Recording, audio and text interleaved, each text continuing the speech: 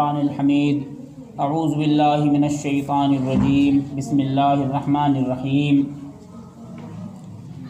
وَإِن طَائِفَتَانِ مِنَ الْمُؤْمِنِينَ اقْتَتَلُوا فَأَصْلِحُوا بَيْنَهُمَا فَإِن بَغَتْ إِحْدَاهُمَا عَلَى الْأُخْرَى فَقَاتِلُوا الَّتِي تَبْغِي حَتَّى تَفِيءَ إِلَى أَمْرِ اللَّهِ فَإِن فَاءَتْ فَأَصْلِحُوا بَيْنَهُمَا بِالْعَدْلِ وَأَقْسِطُوا إِنَّ اللَّهَ يُحِبُّ الْمُقْسِطِينَ انما المؤمنون اخوة فاصلحوا بين اخويكم واتقوا الله لعلكم ترحمون صدق اللہ العظیم۔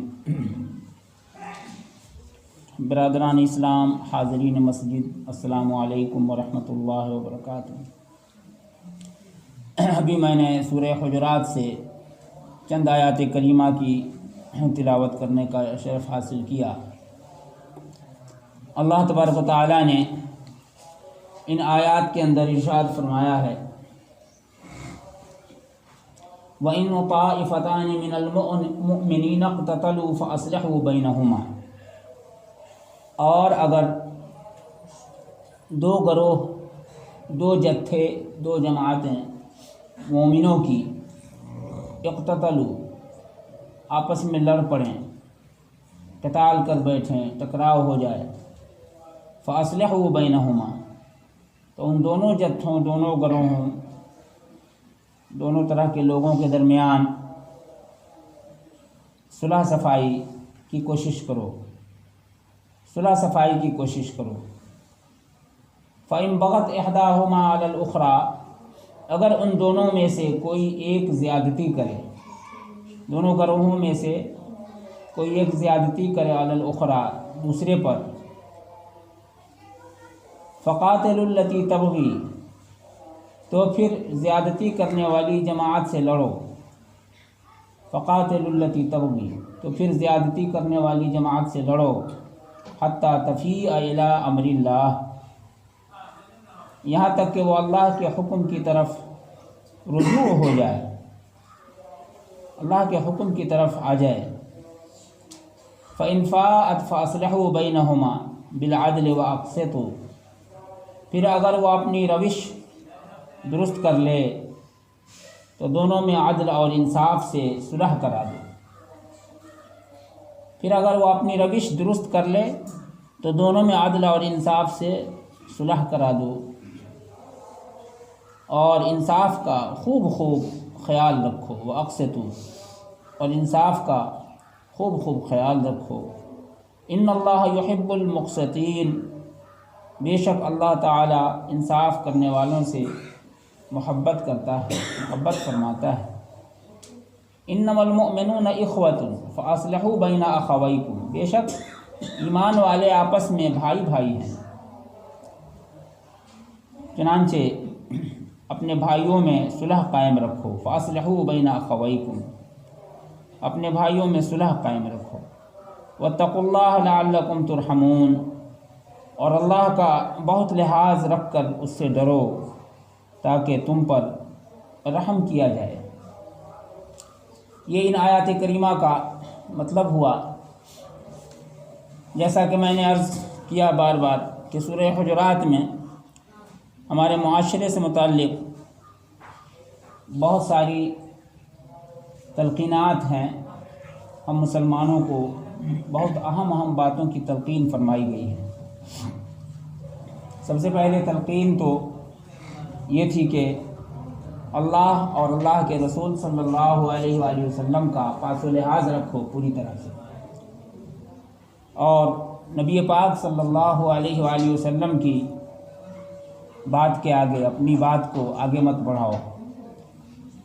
اور پھر اس کے بعد یہ بھی فرمایا کہ نبی صلی اللہ علیہ وآلہ وسلم کے ادب اور احترام میں اگر کمی ہو جاتی ہے، کوتاہی ہو جاتی ہے، غفلت ہو جاتی ہے، تو پھر اے مسلمانوں، اے مومنوں، تمہارے اعمال جو ہے اکارت چلے جائیں گے، تمہارے اعمال بیکار ہو جائیں گے، تمہارا کیا دھرا سب جو ہے بیکار ہو جائے گا، اور تمہیں خبر بھی نہیں ہوگی۔ پھر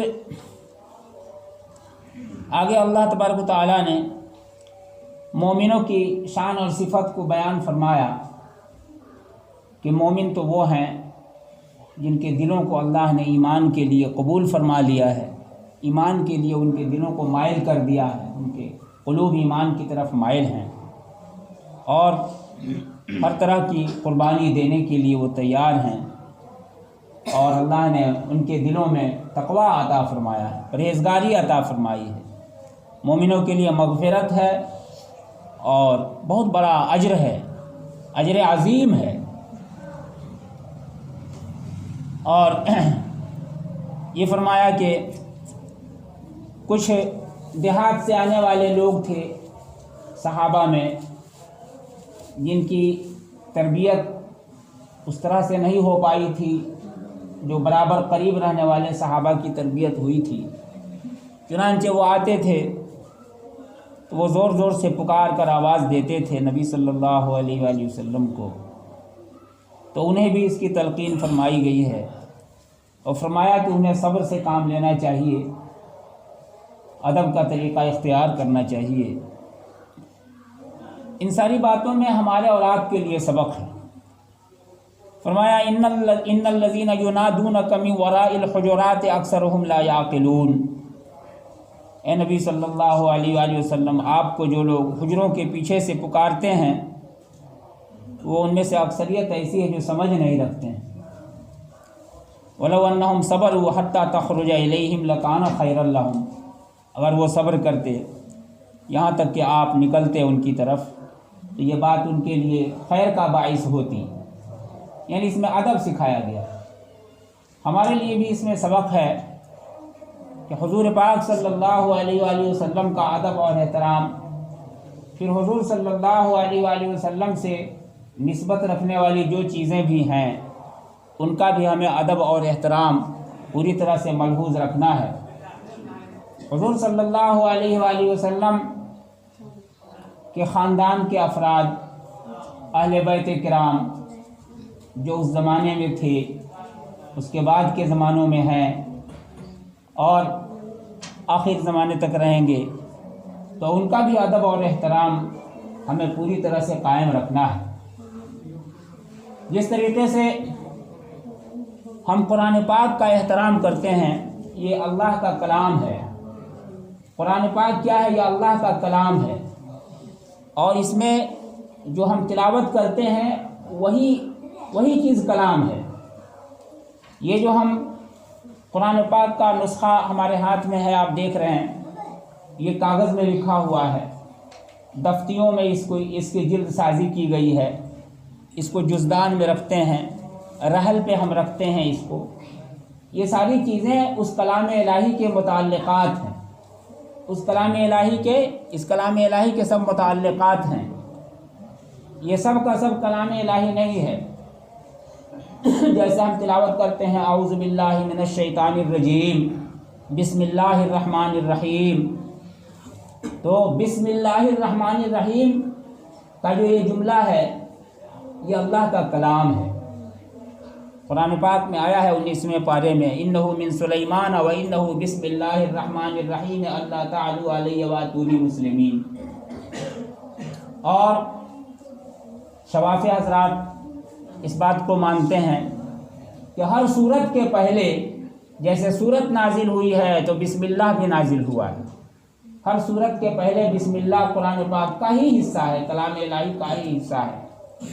بہرحال ہم تلاوت کرتے ہیں الحمدللہ رب العالمین الرحمن الرحیم مالک یوم الدین، ہم پورا قرآن پاک تلاوت کرتے ہیں۔ یہ جو ہم تلاوت کر رہے ہیں، یہ ہمارے منہ سے جو نکل رہا ہے الحمدللہ رب العالمین، یہ کلام الہی ہے، یہ اللہ کا کلام ہے۔ اللہ نے کلام فرمایا،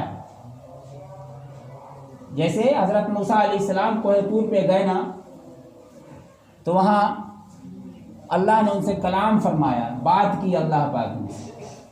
اللہ نے فرمایا موسیٰ علیہ السلام سے اننی انا اللہ، میں ہی اللہ ہوں، لا الہ الا انا، میرے سوا کوئی معبود نہیں، اقم الصلاۃ لذکری، میری یاد کے لیے، میری محبت کے لیے نماز کو قائم کرو.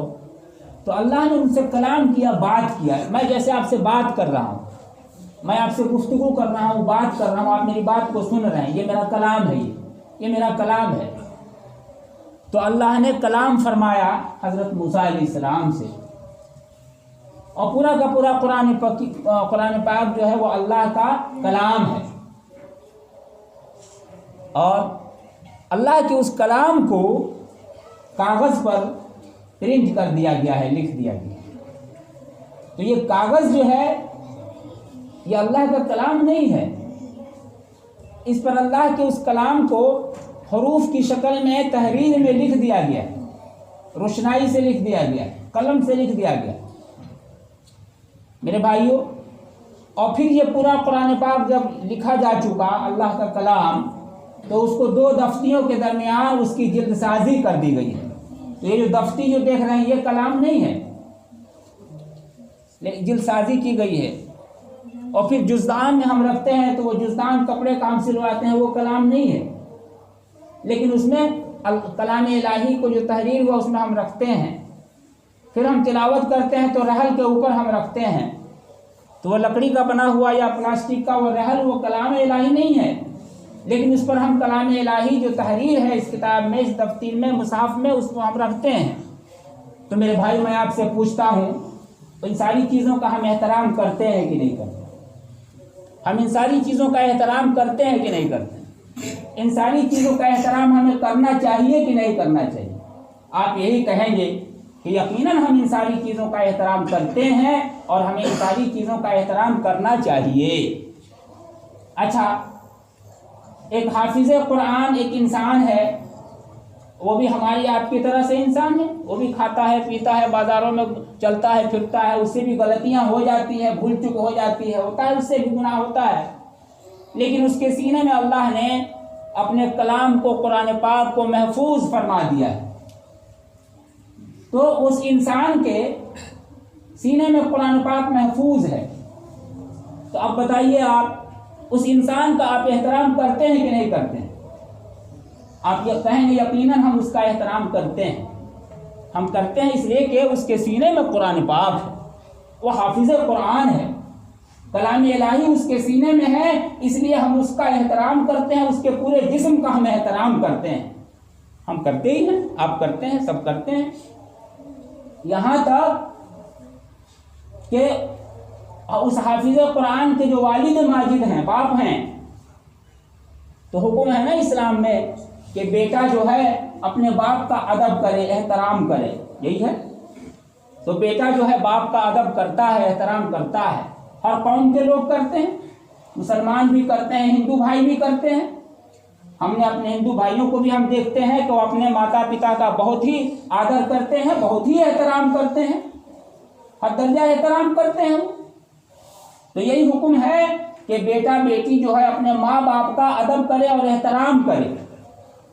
لیکن وہی بیٹا اور بیٹی اگر حافظ قرآن ہو جاتا ہے، وہی بیٹا اور بیٹی حافظ قرآن ہو گیا، قرآن و حدیث کا علم اللہ نے اس کے سینے میں، دل دماغ میں عطا فرما دیا ہے، تو ہم یہ دیکھتے ہیں کہ وہ باپ جو اس کے والد ماجد ہیں، اس کی اماں ہے، وہ خود اس کا احترام کرتے ہیں، وہ خود اس کا احترام کرتے ہیں. بیٹا ہونے کی وجہ سے نہیں، حافظ قرآن ہونے کی وجہ سے. اس کے بڑے بھائی خود اس کا احترام کرتے ہیں، حافظ قرآن ہونے کی وجہ سے، عالم دین ہونے کی وجہ سے. اب ماں باپ خود احترام کرنے لگتے ہیں.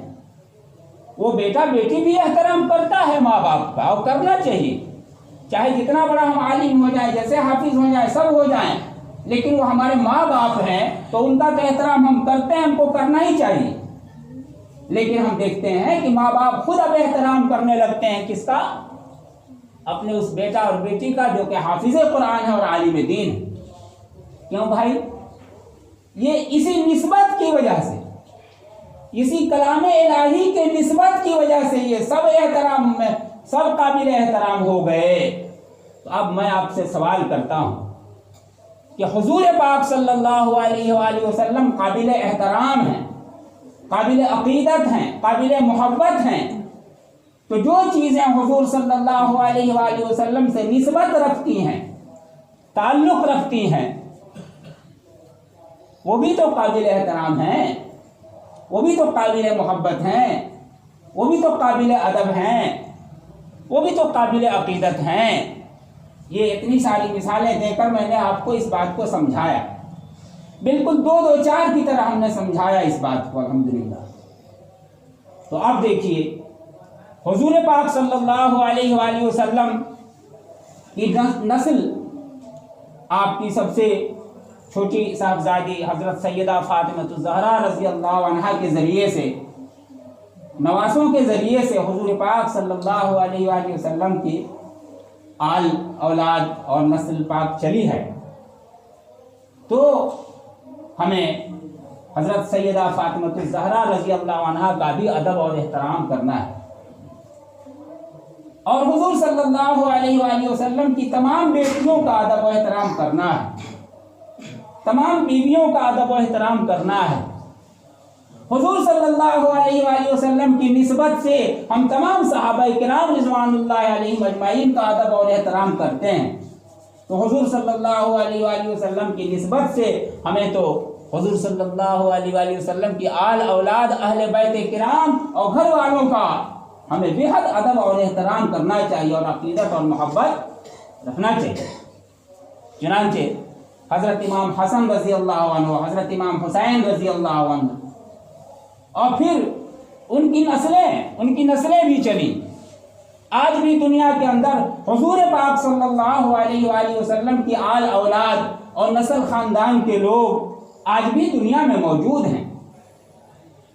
حقیقی معنوں میں جو سادات کرام ہیں، حقیقی معنوں میں واقعی جو سادات کرام ہیں، وہ دنیا میں موجود ہیں، اپنے ہندوستان میں بھی موجود ہیں، اپنے ہندوستان میں، اپنے صوبے میں، اپنے علاقوں اور جوار میں بھی موجود ہیں میرے بھائیوں۔ تو ان کا بھی ہمیں ادب اور احترام کرنا ہے، ان سے بھی ہم کو عقیدت اور محبت رکھنی ہے۔ اس بات کو نہیں بھولنا ہے کہ وہ حضور صلی اللہ علیہ وآلہ وسلم کی آل اولاد ہیں اور نسل خاندان کے لوگ ہیں۔ حضرت مولانا احمد رضا خان صاحب، ان کا ایک واقعہ لکھا ہے ایک کتاب کے اندر، میں نے پڑھا، جن کو ہمارے ان کے مکتب فکر کے جو ہمارے مسلمان بھائی ہیں بہت بھاری تعداد میں ہیں، اعلیٰ حضرت کا لقب انہوں دیتے ہیں اور ان کو اپنے مسلک کا امام مانتے ہیں۔ اللہ نے مولانا احمد رضا خان صاحب بریلوی کو بھی بہت عظیم الشان علم عطا فرمایا تھا۔ تو ان کا ایک واقعہ لکھا ہے کہ وہ پالکی میں سوار ہو کر چلتے تھے۔ اس زمانے میں نوابی دور تھا، تو پالکی میں سواری لوگ کرتے تھے۔